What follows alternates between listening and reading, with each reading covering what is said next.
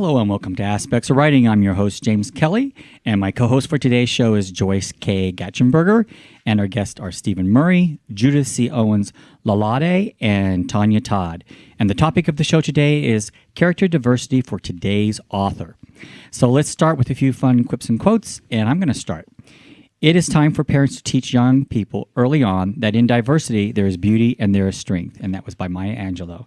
Joyce, would you like to take the next one? Certainly. Somebody who only reads newspapers and, at best, books of contemporary authors looks to me like an extremely nearsighted person who scorns eyeglasses. He is completely dependent on the prejudices and fashions of his times, since he never gets to see or hear anything else. Albert Einstein. I know. And Tonya? We talk about representation every single day. When I started in publishing 2 decades ago at a different company, we weren't allowed to use the word gay in describing a character unless it was specifically tagged a gay book and was geared toward that community only. Now it feels like there's a real push toward diversity, a focus on and celebration of that. And that's John Morgan, executive editor at Imprint, a part of Macmillan Children's Publishing Group. That was an important one to say because of the fact that we were talking earlier in a different show about how traditional publishers need to get on board with the way society is changing. And Stephen, would you like to take the next one? Yes, this one's from Julie Murphy, and the #1 New York Times best-selling author of Dumplin'. As someone obsessed with and who writes small-town America, if you don't see diversity in your town, you're not looking hard enough. All right.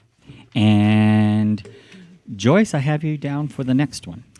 Okay. The book industry is focusing more on diverse voices and stories, a reflection of the real demographics of the United States, allowing all to find their stories reflected in books.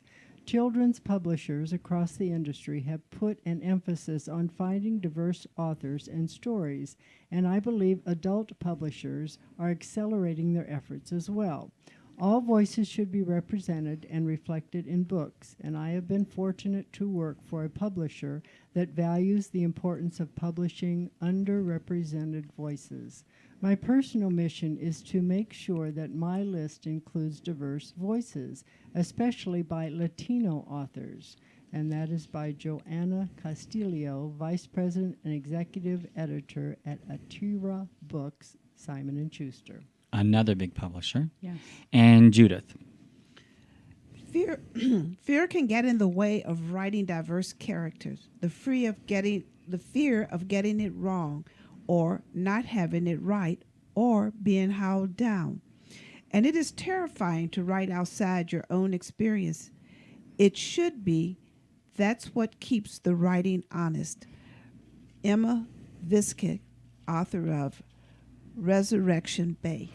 And we're going to talk a minute about it before I introduce everyone, because we had a talk earlier about that particular quote. Because Judith, you said that quote is not you. No, that isn't me. I just kind of jump into my work and I forget to have fear. And I do that as well. I don't even think about it. No. All right, our first guest is Tonya Todd. Tonya is an actor, author, and article writer. She serves as the educational chair for the Henderson Writers Group and coordinates their Dime Grinds program, which exposes local authors to the public via coffee house readings. Tonya, give us a little bit about your background and anything else you'd like to share. Well, as you said, I am an author and an actress. I contribute to the Desert Companion magazine that we have here in Nevada. I am working on revising my second book while I'm querying my first book. Okay. And didn't you also write an article or a story for an anthology or something? I did. Yes.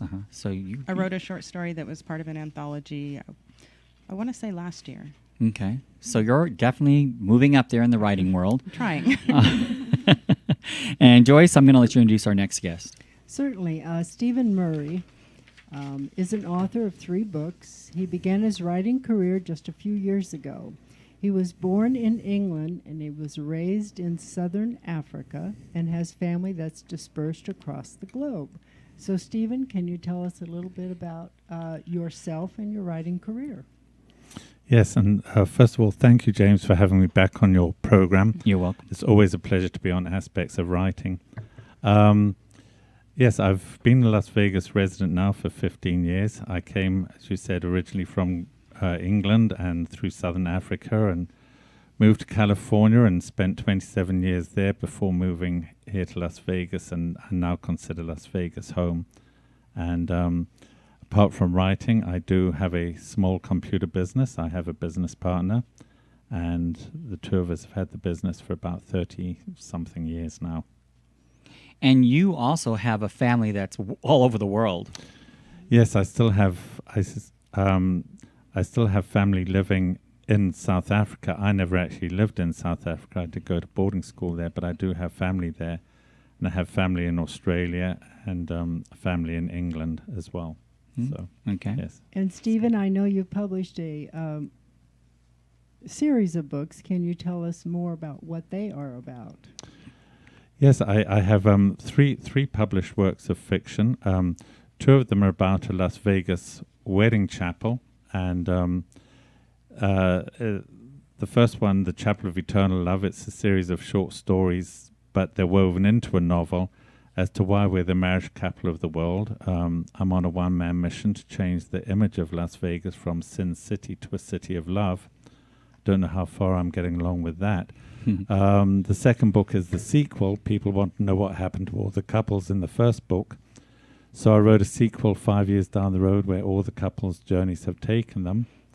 And that's called Return to the Chapel of Eternal Love. And for something different, I wrote a murder mystery called Murder Aboard the Queen Elizabeth II, about a wealthy couple celebrating their silver wedding anniversary with family and friends on the Queen Elizabeth II. And of course, one of them gets killed on board ship from Southampton to New York, and we have to find out who it was and why before the ship docks in New York, because all the people will be scattered. So that's fun. People say the first book's about marriage, the second book's about divorce, and the third one's about killing your spouse, but it really isn't like that. It's just how it what's panned the out. next one? Reincarnation? I don't know. All right. And Well, I almost hate to ask you, but are there future books? There is another book in the work. It's been a long time coming due to lack of time, but it's another murder book. It's set in Las Vegas, this one, but it's not a murder mystery. You kind of know who did the murder right at the beginning of the book, or who it is who's going to get murdered, and why these people got together to commit the murder. The intrigue's going to be whether they actually get away with the perfect crime or not. Are you going to be the investigator in this book? No, I'm not. They say write about what you know. This is about 3 women who run an escort agency, or they work for an escort agency, an exclusive one, and they kill off their pimp, or the guy that runs it. So they say write about what you know. I'm telling you right off the bat, I know nothing about this. Nothing. Really? What kind of research did I you know. do? What, that's the next question. That wasn't in your script. And the red face is going to show up on our video, by the way. Well, you can do marvels with cameras these days, James, so I'm sure you'll do the number. I was going to ask you, where can we find your books, but maybe go ahead, answer the question. Well, actually, but surprisingly or not, they can be found for Las Vegas listeners, they can be found at the Flamingo Hilton Wedding Chapel, the Link Wedding Chapel. They're available in all 3 Barnes & Nobles, and they're also available in 4 of our 7 Hallmark stores. They're also available on Amazon. They can be purchased in any bookstore throughout the world, and if people want signed copies, they can always order through my website, and they will be sent direct. All right. And our next guest is Judith C. Owens-Lalude. And Judith, I have a whole lot here I was going to read, but I'm just going to let you tell us about yourself.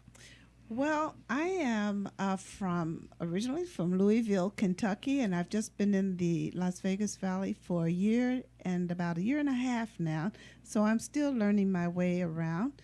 I am the great-granddaughter of George Henry Pep Johnson, who was born in 1850 and was enslaved with his mother, Clarissa. And I wrote a book that's based somewhat on their life, but more on the research that I did during that period in north central Kentucky. Because unfortunately, by the time they got to Kentucky with their new master, their life was not a mean, cruel life of enslavement. So unfortunately, that just doesn't make good writing. However, I just had so much research material, and I said to myself, this needs to be a book. These stories need to be told.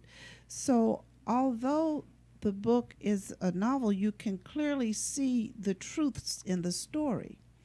Now, I did use my family's members' names to write the book, because I found when I did that, I became much closer and more sensitive to my characters. Mm-hmm. But I had to change the person who owned my great-grandfather, and his mother, and his wife and daughter, because I became friends with the gentleman whose family's farm butted up against his. Yeah. So I said, and I didn't, and he said that slavery wasn't that bad. So I knew that I could not use the names of the people who were on that farm. Right. And I thought, okay, that was interesting. But we shared a lot of information, and you actually met with the daughter of the plantation. You mentioned I met this woman who was very senior, and she was a little girl when her family bought Ben Miller's farm. Mm-hmm. And she was able to tell me about the structures that were on the farm, that there were 4 slave quarters on the farm. And I was one of the lucky people who did find the farm where my ancestors were enslaved, and it was very much intact. The main house was still there, the wash house, the smoke house, the spring house, and the barn. Yeah, that's and this amazing. was I think this was a 600-acre farm. In Kentucky, the farms were anywhere from 550, 600 acres. Not like down south where there was a plantation that was like 35,000 acres. Those large plantations would actually have hospitals and other types of care facilities for the slaves. Yeah. And you also traveled with your husband to Nigeria to get a better understanding of slavery and where it came from. Yes. We hear about the ships coming across the ocean, and as back as early as 1619, when the first ship pulled into Virginia with the first set of Africans, and they were not slaves when they first docked. They were indentured servants and didn't become slaves until about 40 years later. But I wanted to get a sense of how and where all of this was happening. So I did go to Badagry, which is the west coast of Africa, from Nigeria. And I saw they still have some of the canoes that would go out to the ships that would sit out in the ocean to build the structures where they would slot the slaves into to take them back. And while they were restructuring the lower decks of the ship and making their new sails so that the sails would carry the ship much faster, the slaves were held in holding pens.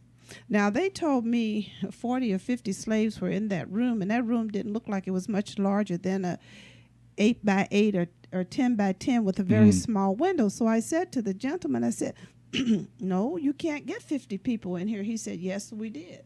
Wow. And and then I saw the 10 water tubs where they would drink their water from.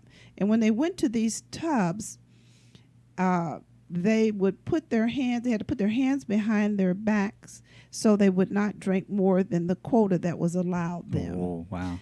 And then you see this, and you walk on these grounds, and you walk through the fence that leads you to the water edge where the canoes are waiting to take the slaves out to the ship.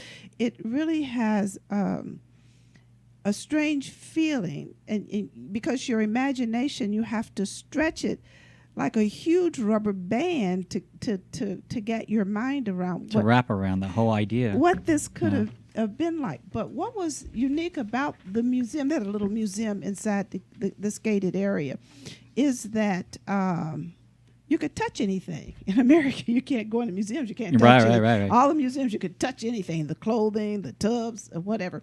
And they even had the chains that were put on the slaves. Mm-hmm. And when the English were maybe looking for the slaves and saying, no, you can't do this, they took them back into the forest area and hid the slaves so that they wouldn't be taken away from them, and then bring them back to the holding pen, and then from the holding pen to the ship. And this led up to your book, The Long Walk, Slavery to Freedom. Yes. And what I like about this is that you didn't just travel through Kentucky and see where the ancestors came from. You wanted to go back and get a real feel for what it was like to have been sold here and brought to the United States. Yes, I wanted to. I knew that they were taken and purged from their villages, and I wanted to stand with the people of that country and talk to them. And some of them still remember when their villages were invaded and their relatives were taken from them, and how some of them had to run for their life and how they had to hide to not be taken. What I find interesting is from what you were able to find out is how it was actually harder for them being sold in a much rougher situation to get here than it was once they were at the plantation or the farm. In some cases. Yes. They the conditions on the ship were deplorable. They had to lay in their own waste. They were sick. They were chained. They weren't allowed to move around. And when they did take them up on deck, they were mistreated. They were given also a billet of wood to lay their heads on. And they would, if they could, they would jump overboard. They would take the life of their children. And the men were separated from the women and the children. And of course, you know, the women were mistreated. Well, everyone was mistreated. Right. And you can see that they weren't well fed, they weren't clothed until it was time to go to the auction, and then they would bathe them, put new clothes on them, and oil them down so that they would look like merchandise that can be sold. They would even, if they were having a problem holding their bowel, they would stuff the anal areas so that they would not appear to be sick standing on the auction block. Well, and tell us a little bit about your background now. Well, I grew up in Louisville, Kentucky. Like I said, my family was very much Catholic, and so I was sometimes in Catholic schools, sometimes in public school. It just depended on, you know, my mother's job took her around the city, so when she moved, we moved. I enjoyed some of my schooling. I can tell you that I did not enjoy being in the Catholic schools. I'm sorry, but the white nuns are not nice people. And you know, you don't really have to put your hands on a child or mistreat a particular child, but when that child witnesses her classmates being mistreated, I felt the pain, and that's what I was saying. And these pains and misfortunes that we experience, that's what ends up in our stories. I know. That's how we're able to define those hurts. Now, you went on, though. Where did you go to college? I went to Kentucky State University in Frankfort, Kentucky, which is about 50 miles from Louisville. And what was interesting, I did tell you I grew up in Louisville, and everybody would ask me, where are you from? I said, what do you mean, where am I from? They said, because you talk funny. But you don't have the... I have an accent. But you don't have the real thick accent that they can have from Kentucky. No, you're thinking of the one down south. No, but whatever it was, I didn't speak it. And they always ask me that. So I don't know. So I went from there, and then years later, I did my master's degree at California State University, Long Beach. Mm-hmm. And then I had, I came back. That's when I was there. I worked at Martin Luther King Hospital. This is a little bit fast forward, and that's where I met my husband, who is from Nigeria. Now, I worked at the hospital on the first floor, the second floor, not the third floor, the fourth floor, the fifth, because the third floor was the surgical floor, and I was in patient education. Okay. So you don't go around trying to educate patients that just came out of surgery. But that's where... Sometimes they need it, though. That's where he was. And it just amazes me because we were there. He was doing a thoracic surgery residency, and I was in the dietary department.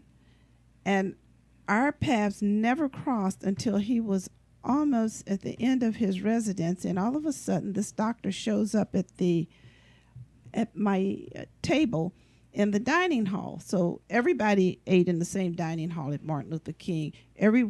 From the custodial staff all the way up to the administrative staff, all the doctors. The doctors never used their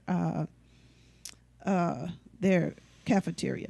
So they always everybody ate together. So it wasn't unusual for there to be a different doctor at the table every day, so to speak.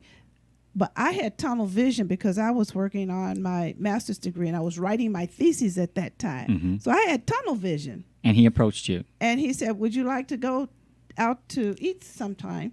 Oh, yes. Boom, pick up my books. I was gone. I was gone. So, but eventually, I guess you might say he did catch up with me, and we did get married. And now you have two beautiful sons. I have two off-the-chart sons. Mm. They're just, but they're global kids, and they're all over the world, so I don't see them as often as I like. Mm. But when we do get together, we do have fun, and they're just wonderful. Well, and So, I think they're both Harvard graduates as well. They are both Harvard graduates, and we talk about diversity. That's how I started J. Camille Cultural Academy, because when they were I want you to talk a minute about that too. When they were coming through the public school system, I kept noticing that our African American boys were falling through the cracks. In elementary school, I'd see them on the quick recall team. That's the academic team. Then I'd see them there. Fewer in middle high school. They were gone.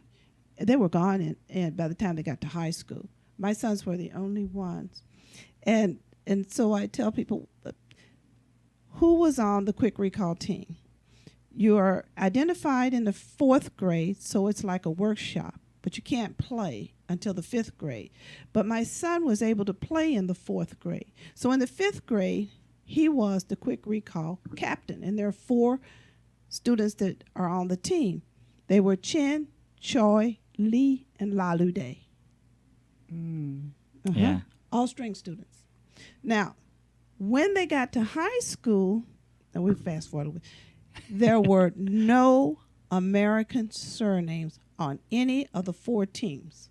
9th, 10th, 11th, 12th grade. So you go one rung down, and that's the calculus club. Mm-hmm. No American surnames. I was like, oh, this is unreal. So I started a program to help get kids who were academically savvy but had fallen through the cracks to make sure that they got to college and they got into their top pick colleges. And, of course, it was aiming at the top tier. Mm-hmm. So all the kids I work with did get in their top pick, top 3, and then they also got full paid scholarships. And I stayed in touch with them until they finished college. They would just call me. The problem is, when you get into the high-end academics, is that it is very competitive. And I'm going to tell you, there are not people out there that love smart black boys. I did have my problems there. And I could not start the academy until after they graduated from high school because I didn't want them any backlash to come. On them, yeah. Mm-hmm. So we had that. The parents are terribly intimidated by that environment. So they had no place to go or to network. So after my both sons graduated, I said, okay, I have the academy. I will be the go-to person. I will answer your questions, tell you how to get what you need, who you need to talk to, where you need to go. Well, So- we're going to talk more in a minute about diversity in writing and how Yes. everything you just talked about Yes. influences what you write. Yes. Joyce, I want you to talk a little bit about your background, and I really want you to talk a little bit about where you came from, because that's important for today's topic as well. Well, thank you for letting me do that. My name is Joyce K. Gatchenberger, and as I said, I publish under that name because everything that I am as a person began when I was a young child. I've at this point published 2 books. The first one is Lines of Listening, and it talks about generational child abuse and marital betrayal. The second one is Generations Intertwine, and it is fiction, and it talks about how the family in the first book has continued their life and progressed into making better decisions. I'm currently writing the next book, which will be the grandchildren and or the next generation, and how they have different eyes. They are from a different generation. They are from different ethnic backgrounds, and they, as young people, make a difference in the family, and it becomes a happy ending. Good. My granddaughter is German and Native American, and she is a most gorgeous person in many ways. But to back up just a bit, talking about diversity, I grew up much like you did in a childhood of Catholic culture, where if you were not the norm, then you were not the norm. And the Catholic nuns were very demonstrative in their discipline, in that they believed in the old adage of you spare the rod and you spoil the child. So if you didn't look like Susie Q with blonde hair and blue eyes, and if you weren't like 5'4" tall, very academically motivated, and very thin and tall, then you were a target.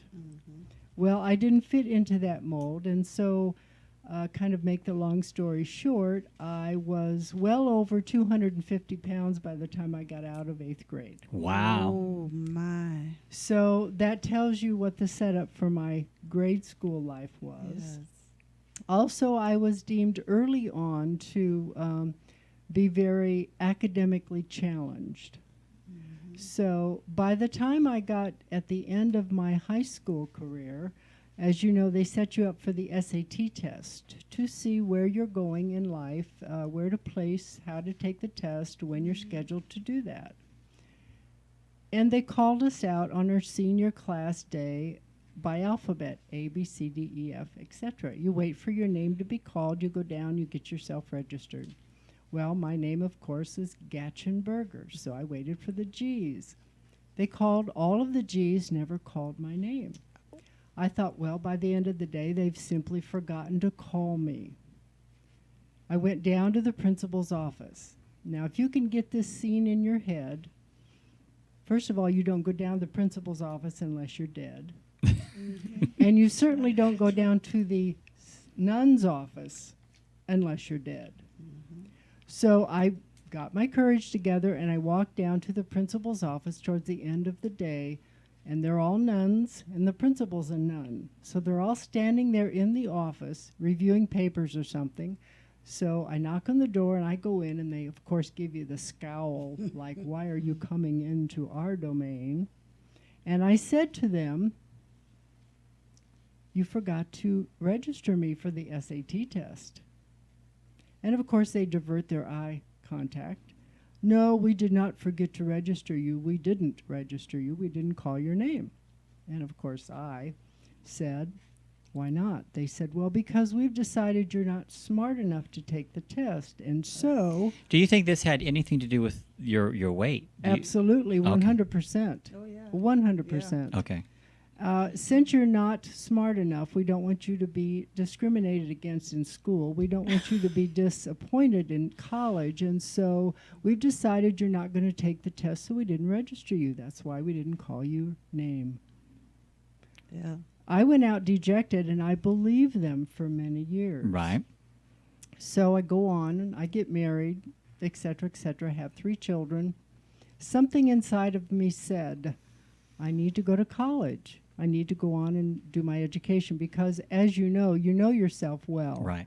So as I had 3 little babies in tow, and my husband was military, and we've moved all over everywhere, transferred many times, I said, if I don't do it now, I won't. I signed myself up to take the SAT test, and of course I took the test in a high school setting on a Saturday with other people who were like 16 years old, 17 years old. They're quick as a whiz. They knew how to study. They knew there was a study program. They all studied for it. What did I know? Nothing. I sat there unprepared, unready, nervous, and took my SAT test. I passed. I got into college, not knowing what lay ahead of me. And of course, I'm not going to go to a junior college or anything. I go right for a university because what did I know? I thought that's how you do it. No one in my family, 4 generations, had ever gone to college. I was the first one. So I didn't have someone to guide me. My mother said, what you do is you get married and have babies. My grandmother said, you get married and you have babies. My father said, you get married and have babies. My mother-in-law said, you get married and have babies. You do not desert your family. My husband said, my husband said, you get married and have babies. So, of course, I took my 3 kids in tow. I got my college classes, and I went to college. And my children went to college before they went to kindergarten. And She literally took them to the classroom with her. The way I did that is I scheduled my classes so that I had a break in between each one. And I would take my children out to the lawn, and they'd run around in between classes. And on one shoulder, I had my book bag, and on the other shoulder, I had my diaper bag. And that's the way all 3 of my children started class before they went to kindergarten. And what degrees did you end up with? I have an associate and a bachelor's degree in nursing, and I've been an RN for 35 years. And I have a master's degree in community development from UC Davis. All right. That's So we have a lot to wonderful. talk about on this show, and Yeah. diversity and the importance of it, and understanding what diversity means. Absolutely. So I want to start off. Well, we've introduced everyone, and Joyce is the co-host for today's show, so speak up whenever you'd like. And the topic is character diversity for today's author. And I want to ask, how important is it to have diversity in your writing? And I'm going to start something here. I'm going to... I've talked to each person individually, and specifically to Tonya and to Stephen. And the topic came up about diversity in writing, and maybe there's a misunderstanding on my part of what diversity is. It's not always about race or color or religion. One of the things that I discussed with both Tonya and Stephen was a book I wrote, and why do I need to have my characters explained in the book? And it turns out I'm wrong.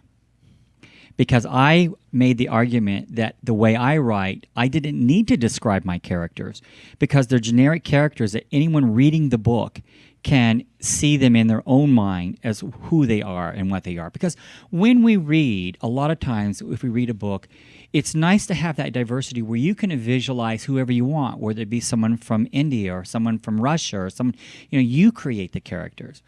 But then I realized, because of my story, and this is where I'm wrong, mine is a story about a civilization that came from one race. And the importance of why the editor made me describe my characters is the fact to show that how wrong the aliens were, in that even though they came from one civilization or one race and evolved from one primate, we were an experiment on Earth, and we're a bit different. We're all from one person, but we're all different because of the interaction with the primates of Earth. So I got it finally. It took me a while to get it, but yes, in my book, I had to describe my characters. But I think everyone understands where I was coming from. I really like it when I'm reading a book and it allows me to visualize the characters that I want to see. Because we all think differently. We all have different interactions with people. We all know people from every walk of life. But there are books where you kind of have to describe. I mean, you can't write your book about slavery if you're not writing about African Americans. You can't, or people from Africa. You have to do that. Yes. And Stephen, in one of your books, you wrote about a family on the Queen Elizabeth II, and specifically you had to write about those characters. Tonya, you talk about how you're going to be writing and add diversity to the books, and Judith, we've talked about that as well, about how we're at a time now where it's okay to do that. You know, she just wrote. It's not just okay; it's important. Well, it is, and actually, that's exactly what she said. We just did a show on children's books, and you said this book you wrote 10 years ago, but up until 2 years ago, nobody wanted to do anything with it. You could not put it out there. You could not use the language. It offended people, black or white. It offended educators. Oh, you know, they would just go up in arms. I mean, even to say the Midnight Boy from Sudan. Midnight Boy was like, oh, you're calling him a name. No. And then, of course, towards the end of the book, he says, I'm the color of the midnight sky, like my mom and my dad and my people. And I also want to point out something about Joyce, because Joyce, your heritage is from Germany. Yes. And we know that associated with World War II, Yes. anyone who's German, people have a certain thought about Yes. people who are Yes. from Germany. When we don't understand that it wasn't the entire whole of Germany that was with Hitler. It was a following of people. Not unlike some people today in politics or whatever, we all have a way of finding someone that we want to associate with. But that doesn't mean everybody does. And the thing that's important about what you wrote, Joyce, is the fact that you wrote about a family of abuse that was inherited. Yes. Which is interesting because we don't think of abuse as being something that we inherit.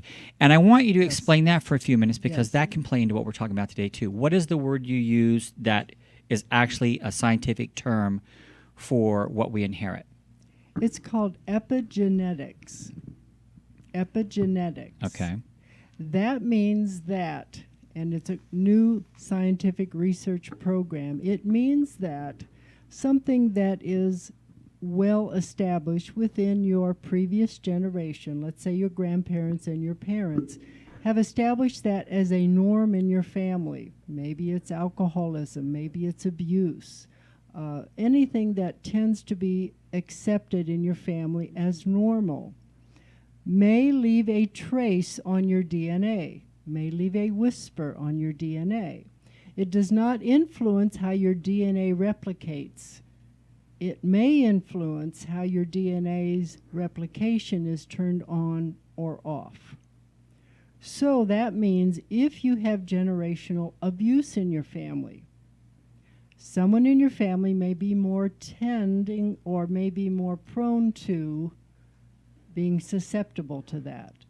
Somebody who's an alcoholic, and you've had grandparents or parents, they are alcoholics. Somebody who comes along, maybe a child, grandchild, may be more tending to deal with or struggle with that type of abuse.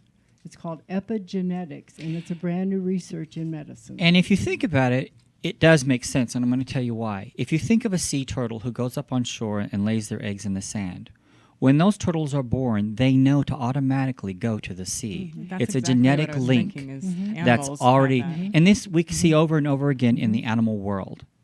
So it makes sense if you think about it, because it's just like They know which flowers to stay away from, which foods not to eat. Exactly. Yeah. And one thing I point out in my book is, since my issue that I first published in my book was called Generational Child Abuse, the people that come into my family or are born into my family may have more of a struggle with picking out the right partner, because maybe they would grow up in a system where abuse is normal.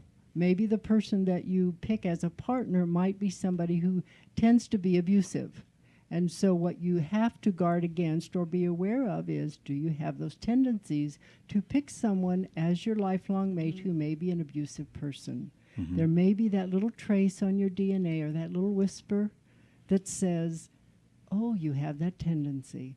So you have to work with that and deal with it. And, you know, I'm going to just put this out there. In my family, we're all different. There's 4 boys. We're all 4 completely different. And, you know, I had a little brother. Well, he's not a little brother anymore, but, you know, he was an alcoholic. and his father was an alcoholic. So I do think that, now he was able to control it. He one day said, I'm not going to do this no more. And he just stopped. He was in his 20s, and he hasn't had a drink since. But the thing is, I do believe it, what you're saying. Maybe there was something genetic there. Maybe it came from his father. And, as much as you want to pretend like I can control this, it wasn't easy for him. I mean, it really was something very serious he had to stop. So there probably is a lot to what you're saying, and it makes sense in this genetic world that we live in. Mm-hmm. And the diversity that comes from that, whether you're Latino, whether you're black, whether you're white, whatever your genetic background, in your cultural norm of the family that you live in, you have an additional issue to address. Now, this is why I wanted everyone on this panel, because we're all diverse. Every single one of us have a different story to tell. And what is interesting is that for the longest time, especially in American literature, you have to admit it was mainly white. I mean, and that's because in our society, and Judith, you know this, we talked about this, we're close to the same age, I think. And there was a time in America where it was controlled by whites, and everything that put out there was for the white audience, whether it be movies or whether it be... I remember when West Side Story was a big deal because it dealt with a Latino community, and a white community. I mean, if you think back in just our recent history, these have been big ordeals to overcome. And it's Romeo and Juliet. And it is, yes. And, Based on Romeo and the Juliet. great thing is now, and this is what I was talking to Tonya and Stephen about in the past. We debated this a lot, especially Stephen and I, is like, should we leave literature up to, do we have to explain every character? Do we have to give them a race or a color? How important is that? And if we're going to do that, should we have more people who are writing towards certain audiences? And Tonya, you and I talked about that. Right. Well, I think that if you're going to describe characters, it should be all of them. It shouldn't just be, well, unless we say otherwise, this person is white and straight. Mm-hmm. And that is the way books are perceived. That's the way writing is perceived. That because that's quote-unquote normal, Right. you only have to describe them if they don't fall into the norm. And I think that's unacceptable. Describe everyone Or no one. or no one. And I agree 100%. But I do have to go backtrack, like I said, and I totally... With your story, Right. you do have to describe Yeah, them. but I it didn't can think work so, but after second thought, yeah. So we do have to pay attention to what we're writing, because there are times when you have to do that. But what I did do, Tonya, now that we're talking about it, is, and I actually thought this myself, because the two main characters were important to specify their ethnicity, I automatically diversified the other characters in my book, because I didn't want it to seem like it was just white America. That I did not want. So I automatically did that in my book. And I think that's what we're talking about here. Even if you're coming from black characters or the main characters, we all know we all mingle together. Right, we come all across other people. So why not have that in your work? Why shouldn't we have that in our work? I mean, it should be. And it doesn't need to be a part of the story. No. They just happen to be different. It's okay. Yeah, it is okay. And that's the message we're trying to get out there. It's okay. Have diversity. This is a different world today. But don't point to it. No. But, Judith, you had even mentioned how, we need to start getting more around to the fact that, and that's why you wrote some of your stories, is so that we can have that. Because I know even on your cover of the children's book, it's not one race on that cover. No, there's about 8 on that cover, or 10, and that is to create dialogue. And not only that, the children say, oh, look, that's me. Oh, look, that person is like me. Right, and that is something that growing up I did not see. No, Nobody looked like me. I didn't see that either growing up. But we're here Best case, today. the help looked like me. But That's right. That's right. Yeah. So here, not only are they there, but they're on the front cover. And if they turn it over, they're on the back cover. And then there are lots of them, and Right. they're all different colors. and that matters to a child. And it matters does. to a child. It gives them creates self-esteem. yes, and a comfortable world. Because we we're always talking about how prejudice is taught. It's a learned trait. Yes. It's not something you're born with. We teach people prejudice. And it is what we teach our kids through our writing, whether it be children's books or young adult novels, and even with adults. I think the more someone reads, if we can show diversity in what they're reading, the better understanding they'll have of a culture. Every time I intermingle with someone who's from somewhere else that I think I know about, I find out I know nothing. I helped write a book called My Journey with the Truth by Gabig Kawam. He was from Beirut. And I am automatically assumed of what I imagine in my mind is growing up what I see. We only hear of the bad things on television. We only see of the war-torn Beirut. We don't see of the beautiful Mediterranean and the beautiful condos and homes along the Mediterranean and the mountains and the orchards. We don't see that because we're only seeing what we're given. Through propaganda, really, or maybe the news doesn't feel like, well, that's not newsworthy. We need to talk about the devastation. And so in my mind, that's what I always imagine. Even when we're writing this book, and I know he probably thought I was nuts, and we're sitting there talking, and he goes, James, that's not the way I grew up. My father was a freelance journalist. We lived in this beautiful condo overlooking the Mediterranean. And, it's amazing how we don't really get what the world's about, because we're one-sided in what we see. And that's what's great about literature. If you can put diversity in your literature and write about what you factually know, maybe people can see a different world and see it differently than through what we see on television. And perceive it differently. And perceive it differently. And perceive people differently. Right. Sometimes writers will tend to lock themselves into their gated communities. And the only way you can write about other cultures is you've got to mingle with other cultures. Right. You've got to allow yourself to have casual dialogue in the department stores, in the grocery stores, or wherever you encounter people. If you don't expose yourself to people who are different from you, Right. you're Yes. never going to be able to have empathy for them because you won't understand. Right. You won't see the diversity if you don't experience it. And here's the danger in stereotyping. And this is really going out to parents. My office manager's daughter is half black, but she's also half Indian. And we're not talking about American Indian. We're talking about Indian from India. And when she went to school, she was 5. Children only know what their parents teach them. And when they were sharing what she was, which she was half black and half Indian, a little boy starts doing the woo like American Indian, which in itself is a stereotype. Yes. But the thing is that then she started crying because she didn't understand why they're doing that. It was like they were mocking her or making fun of her. Right. And then so she went home and Greta had to explain to her, well, they've got it wrong, first of all. It's the wrong Indian. Right. Right. And secondly, you have to be proud of the fact Yes. that you're part Indian. Yes. That's your Doubly heritage. ignorant. Yeah. Doubly ignorant is exactly right. But that's not something a child knows. Someone taught that child that. Right. And I'm going to be honest with you, growing up here in the States, because I'm from America, I watched television where that's what you saw on TV Yes. with the cowboys and Indians. The Indians were always the bad guys. Yes. Yes.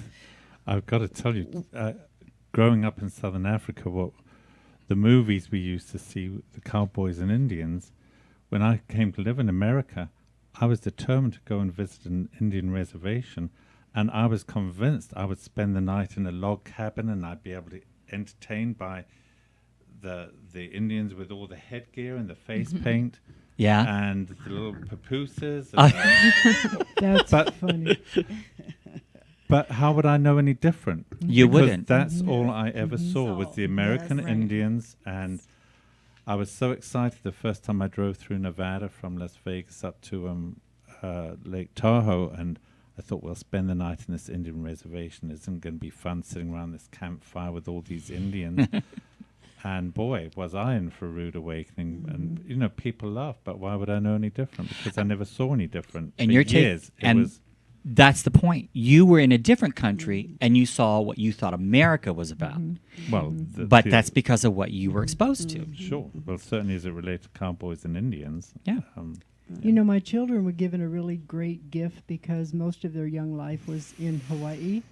And, of course, they are very light-skinned and towhead, which means they're blonde-haired and bright blue eyes. And when they moved to Hawaii, they had no concept of anything that's different because we raised them to be a very European kind of attitude family. And so when they went to school, they were not only the tallest children, but they were someone that you could pick out from any room at any time because they were the different one in the classroom. Huh. So we would take trips around the Hawaiian Islands to kind of acclimate them to where they were living. And the great treat was we found a couple of traditional Samoan churches that had been there for hundreds and hundreds of years. And they had a huge picture of Jesus at the top of their church in gorgeous picture windows. And Jesus had very long, curly black hair and dark black skin with brown eyes. Uh-huh. Interesting. And so that was basically, when they were very young, a very landmark picture for them of what Jesus looked like. And so as they got older and we transferred again, we ended up in California, which was at that time, very white, motivated Southern California. And so then Jesus is very light-skinned and has blue eyes and maybe has shorter hair, light brown, almost kind of bohemian kind of Jesus. Yeah. And they look at it and they say, well, what happened to Jesus? Because their initial view was a Samoan Jesus. And so their idea of culture was different, but they had their initial great gift of what is Jesus by their picture It's of the funny that you Samoan say church. that. I just saw a comedian discussing that if Jesus was really white with blonde hair and blue eyes, that would have been the story. Where did this man come from? Right. Right. Giving his heritage. What happened to him? Why doesn't he have any? He When did was it happen? definitely. Yeah, what happened? What happened? Yeah. But, movies do this. Movies did that growing up. I mean, if you look at, I can think of 3 movies offhand. Moses. That was not a depiction of the true, what the people look like. Cleopatra, another one. And then here's the thing that really stuck. I love this movie, but there were a lot of problems with it, and that was Gone with the Wind.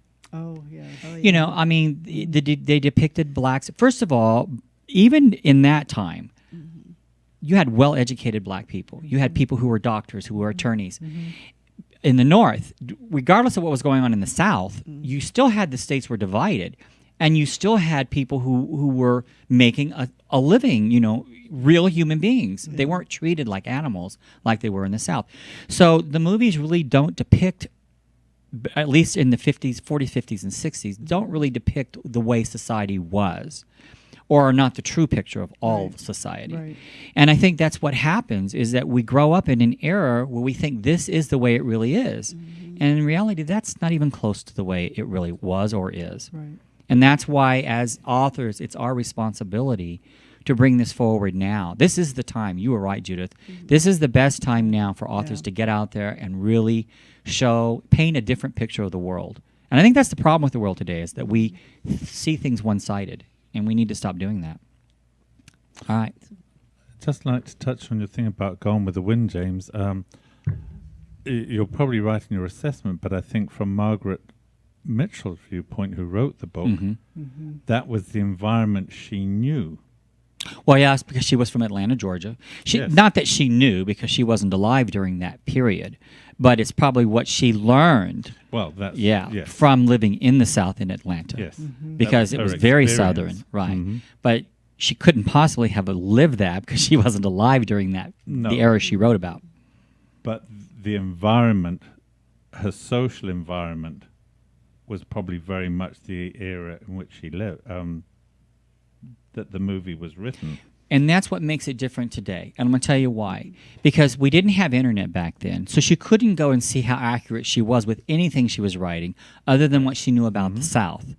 And, you actually touched on that as well, because you actually went and you walked where the slaves were. You lived through that. You went through there, and you could imagine what it was like to be on those ships and what it was like to be in those holding cells. That's what makes it different today, is we have opportunities to go and experience firsthand. We can write from firsthand knowledge today, and it doesn't mean we have to be there. We can get online. You can Google map any city in the world and pinpoint a street corner. So you can really go anywhere today and you can write with accuracy if you do your research. Research. If you Yes. do your research, And it's that's important. what's important is, and I think more and more we're starting to be that way in that we want accuracy.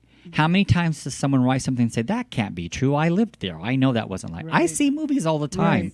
Right. Right here, they were made in Las Vegas, Right. and they're, plane crashes into the sands, and the next thing you know, now they're in the strip. I'm going, that couldn't possibly happen. Or they turned the corner in there at Hoover Dam and they were just in Fremont Street. Right. Right. Yes. Yes. So, I think we have to, as writers, we have to pay attention to Yeah. this because now we're in a reality world where someone can check out and see that's not right. even possible. That was one of the challenges in writing The Long Walk from Slavery to Freedom, was that I did not grow up on a ranch, and I had my cowboy in the saddle. I had the wrong gun on his hip, the wrong hat on his head, Yeah. and I had to research to be sure that he was in the right saddle. And what's that thing he's holding on to? I thought, that's a horn, and then the lip that comes up the back, and what are the stirrups called, Yes. and the fenders.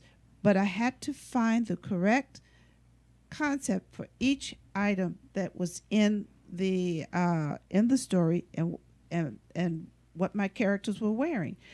And I had to know, even if I didn't speak of every item, I had to know what was under that skirt and that hoop. Yes. And it turns out there's like 5 to 8 layers of fabric. I mean, I talk about each layer, but I can tell you that if she makes a trip to the outhouse, I mean, That is not. right, It's that's not done in right. 2 or 3 minutes. that's right. That's right. So, and when she goes through a door or what have you. So, what happens? That crinoline cage will flip up and what have you. So, I have to understand those structures. And why is she fainting? Because the Right. corset is too tight. Well, I'm going to have to cut you Is there short. such a thing? Okay. We're actually running out of time. Oh my goodness. We are down to Wow, the that last. I know this went so was fast. fast. All right. So I'd like to thank our guests, Tonya Todd, Judith C. Owens, Laladu, and Lalade, right? Lalude. Lalude. You have Okay. to And sing Stephen it. Murray. I had it right most of the day. All day today. Up until All right. And then our guest, Joyce K. Gatchenberger. I used to get that wrong all the time. Thanks. To find links to our show, just go to aspectsofwriting.com and you'll find links to iHeartRadio, iTunes Radio, and we broadcast live on AMFM247.com on Saturdays at 1 p.m. Pacific Standard Time. We're also on Roku TV. You can go to youtube.com/Aspects of Writing to see video portions of this show. We're on 14 terrestrial stations. Just go to the aspectsofwriting.com website to see what stations we're on. We're on Blog Talk Radio at 9 o'clock p.m. Pacific Standard Time on Sundays. So following Saturday's broadcast, if you miss it, go to Sunday Blog Talk Radio at 9 p.m. And we archive all the shows on Aspects of Writing after they've aired, so just go to aspectsofwriting.com to learn more.